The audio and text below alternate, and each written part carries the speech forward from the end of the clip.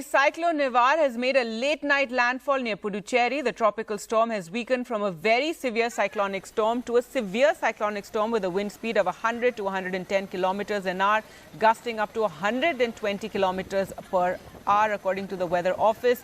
Now, the coastal states have been bracing for the cyclone, the fifth strongest category on India's scale of 7 storm types, and more than 1 lakh people were evacuated from low-lying areas in Tamil Nadu. Nivar has brought with it heavy rain and strong winds and forced authorities to declare a public holiday till Thursday and close the Chennai airport and metro services. Let's go across to NDTV. Sam Daniel, who joins us from the beach there in Chennai. And Sam, I can see very strong winds there. Do be careful. Tell us, what are you hearing about the damage caused by the cyclone? Well, at the moment, not very clear information in terms of the damage Cyclone Nivar has reached in both Puducherry and Tamil Nadu. Gargi, we come to you from the Valmiki Nagar beach in Chennai. It's quite windy and the sea is extremely rough here. And authorities say this will continue for quite some time along with heavy rainfall across coastal Tamil Nadu. And what we can confirm is the landfall happened between 11:30 p.m. last night and 2:30 early this morning, 30 kilometers north of Puducherry, which Met authorities zero it on as the Marakkanam area between Puducherry and Mamallapuram. Very much on the same direction it was projected to hit earlier by the Met. Marakkanam is a largely fishing area, not a very thickly populated area, but it has significant number of people living there along with large tracts of farmlands. Puducherry Chief Minister Narayanaswamy has said at the moment Puducherry city, Puducherry town is completely waterlogged. Lots of tree fall, he says, and authorities are working on a war footing to restore normalcy there. Large pockets of areas both in Puducherry and the adjoining Kadalur district of Tamil Nadu do not have power. In Kadalur too, a senior officer, Mr. Gagandeep Singh Bedi, who is the monitoring officer for Kadalur, has confirmed that at the moment there are no reports of any major loss of infrastructure in Kadalur. But they estimate there could be huge loss in terms of crop losses, in terms of hutmen suffering major damage, also in terms of damage to electricity and communication lines. Both Tamil Nadu and Puducherry authorities confirmed that they have stationed adequate number of people in terms of restoration of power lines, communication lines, and also to clear tree felling and to move people if required from low-lying areas to relief centres. Together in Puducherry and Tamil Nadu, around 2 lakh people have been already moved to cyclone shelters or relief centres. Now the big worry is the kind of damage that will have to wait for some time, but at the moment there is heavy rainfall. Tamil Nadu has already declared a public holiday for the entire state today. The airport, which was shut at 7 p.m. last night, has resumed now with flights scheduled to take off and land. The metro rail service at the moment is not clear, but it was suspended after its 7 p.m. departure. In terms of rainfall, Chennai from 11:30 last night till 5:30 this morning received 83 millimeters, around 8 centimeters. Nagapattinam around 6 centimeters. Puducherry 23 centimeter rain, which the Chief Minister says is unprecedented. In 20 hours, 23 centimeters of rain in Puducherry, and that's why the entire area is waterlogged.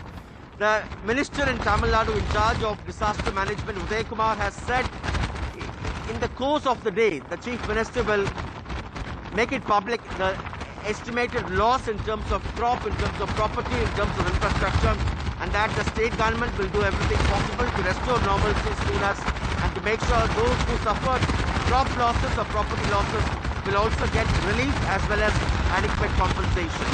Gargi.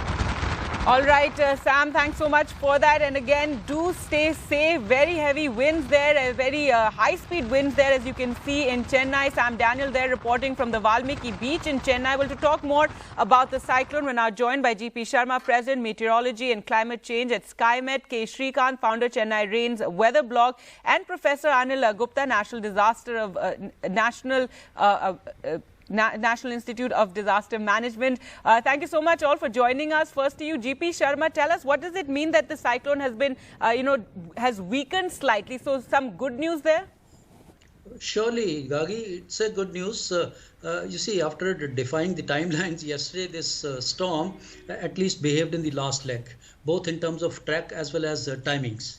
It was expected after midnight, say around 2-3 o'clock. It did happen, and it did maintain the speed also. You see, expected 120-30 kilometer per hour, and that's what it was. Yes, it was not gusting beyond 140 kilometer, but then even these speeds, they are obviously, they have a lot of damaging potential. I think thanks to the preparations which had been done, there are not reports as of now, though the ultimate, the final reports will take a little time of any damage as such. But as it appears from the news, I think everything was fairly under control. But you see, it has, in addition to these high velocity winds, which we say 130 kilometer per hour, Puducherry has received 305 millimeter rainfall in 21 hours, out of which in 12 hours itself it was about 200 millimeter, which is a very downpour. Okay, Cuddalore also had about 270 millimeter. It traveled inland. Tirupati had 167 millimeter. It was definitely, I think in the recent past, we haven't seen a match of this storm. Even Varda, I will rate that as a shade below this. But the danger is not over. Okay, though it has weakened to a severe cyclonic storm, it will further downgrade to a cyclonic storm in the next about possibly 6 hours or so. But then it will be still capable of pouring areas in interior parts of Tamil Nadu and then adjacent Rayalaseema, coastal Andhra Pradesh. As it is, it has been raining. Even Chennai now also at the moment, winds at the airport of about 60 kilometer per hour. It's exceeding that in gusts also. It's raining non-stop since yesterday. So there is no question of lowering our guard as of today, as of now. It will take another 12 hours for I think the situation to be a little limping towards normal. But then as of today, as of now, I still feel that we need to exercise all cautions. Nobody should be venturing outside because obviously trees have fallen, power lines have snapped, all that happened, waterlogging has been there. We do not know what is there in the offing or so. There is a disruption in connectivity, communication, etc.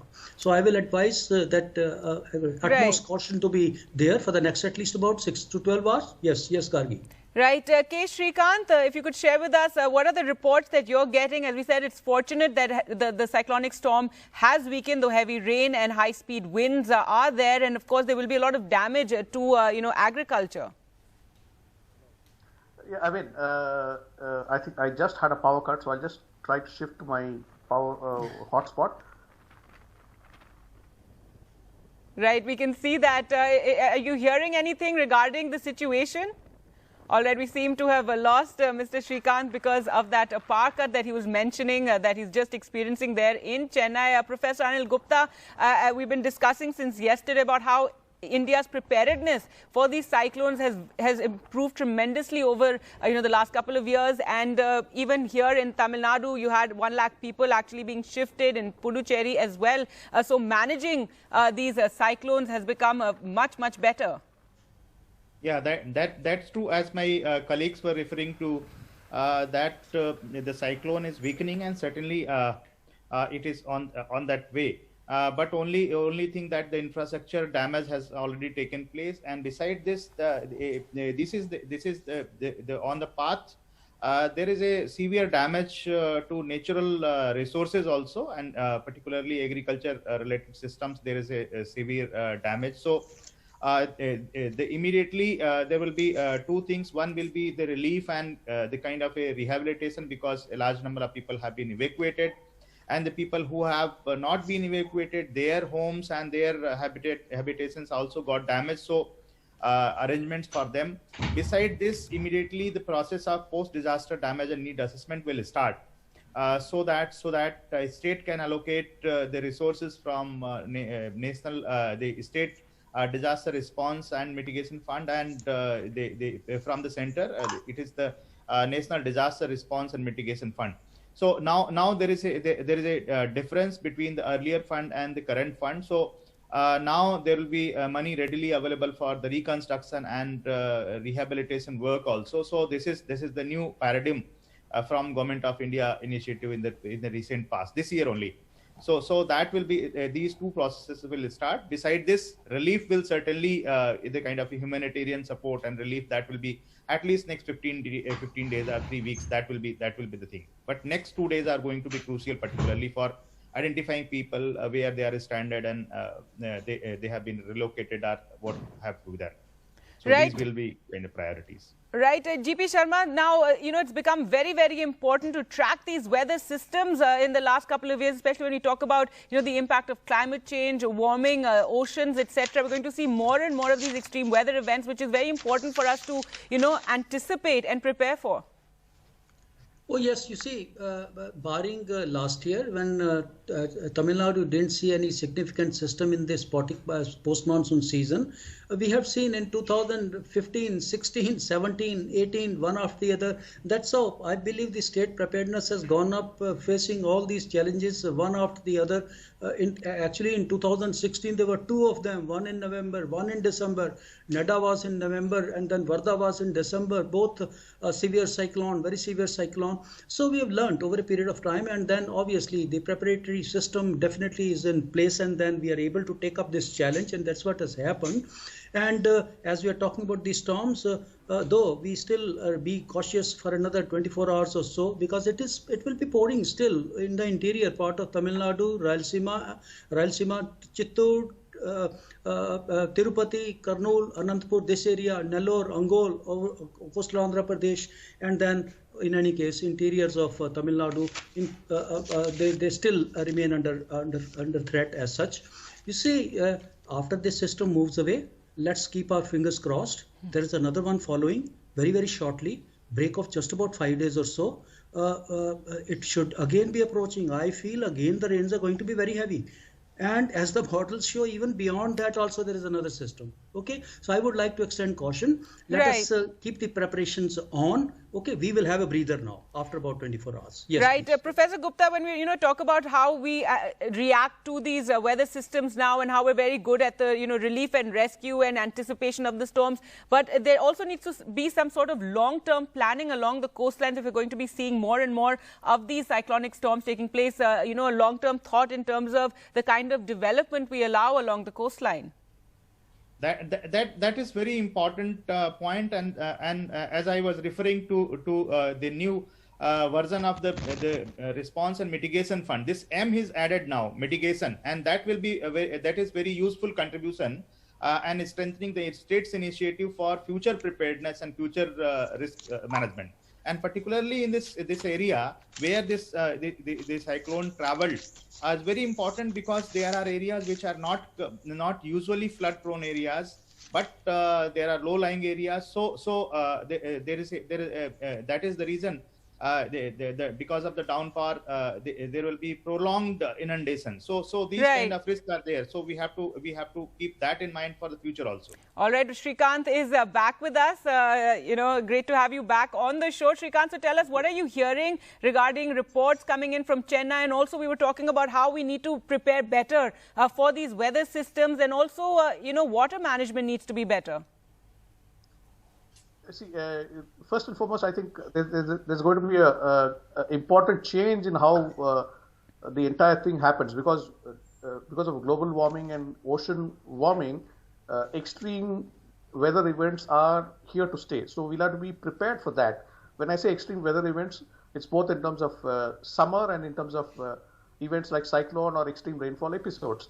Now, what happens in that case is that while we might be prepared for a four-month-long monsoon, now you will end up getting the 4-month-long monsoon rains in a few days' time. So how prepared are we going to be for that would become the critical question, which as a country, as a society, we'll have to now start asking and getting prepared for. Sorry, this becomes vital because agriculture is used to getting rains on a regular basis. They are not used to these extreme rains, because it's actually counterproductive by triggering floods. Now, as I see it, possibly we'll have to go back to the system of getting the water management better in terms of having the lakes interconnected. Tamil Nadu had a very, very good system of interconnected lakes, because we are a flat terrain mostly. right? So through gradient, by one lake filling up, going to the other one, we were able to mitigate floods to a large extent in the past years. I think we'll have to go back to that sort of arrangement, because these lakes not only mitigate flood but also were a good source of water for the upcoming summer. I think it becomes vital in the context of extreme rains. Right, absolutely. And then, we do know about the drought that takes place in the summer months in Chennai and those regions. Thank you so much all for joining us on the program, and we'll, keep updating our viewers on the situation as Cyclone Nivar has made landfall and is moving across Puducherry right now, bringing high-speed winds and heavy rainfall to Tamil Nadu and Puducherry.